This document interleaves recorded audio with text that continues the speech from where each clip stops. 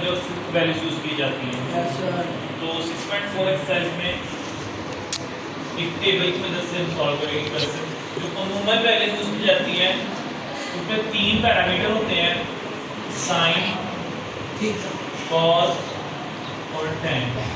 उसके अंदर आपके पास थीटा आ जाता है 45, पहले 30 ले लें आप, 30 डिग्री, 45 डिग्री और साथ में 60 डिग्री। तो उन तीनों पैरामीटर्स के लिए बस क्या वैल्यू आती है आप इसको याद भी रख सकते हैं, कैलकुलेटर की हेल्प से निकाल भी सकते हैं वैल्यूज। ठीक है, अगर आपको याद हो जाती है तो वेल एंड गुड, आप आसानी से क्वेश्चन सॉल्व कर लेंगे। सबसे पहले लिखते हैं sin 30। बेटा sin 30 की वैल्यू होती है 1/2, 1/2 और जो cos 60 है उसकी होती है 1/2। मतलब sin 30 की और cos 60 की सेम वैल्यू होती है, ये याद रहेगा। Yes, sir. sin 60 की वैल्यू होती है √3/2। sin 60 की वैल्यू होती है √3/2 और cos 30 की होती है √3/2। मतलब cos 30 की और sin 60 की सेम है, sin 30 की और cos 60 की सेम है। समझ आ गई बात? Yes sir. sin 30 cos 60 के सेम है, cos 30 sin 60 के सेम है, उल्टा। ये याद रहेगा आपको। उसके बाद 45 डिग्री पे दोनों की सेम होती है, 1/√2, 1/√2 दोनों की सेम है 45 पे। cos 45 हो या sin 45 हो एक ही वैल्यू है, 1/√2।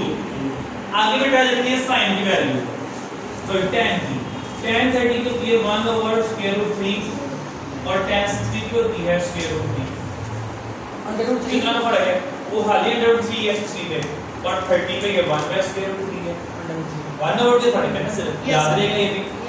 और tan 45 पे वैल्यू होती है 1, tan 45 पे 1। अगर आपका टेबल आता है इसके बाद 0 और 90 भी आता है, मगर ज्यादा यही होता है।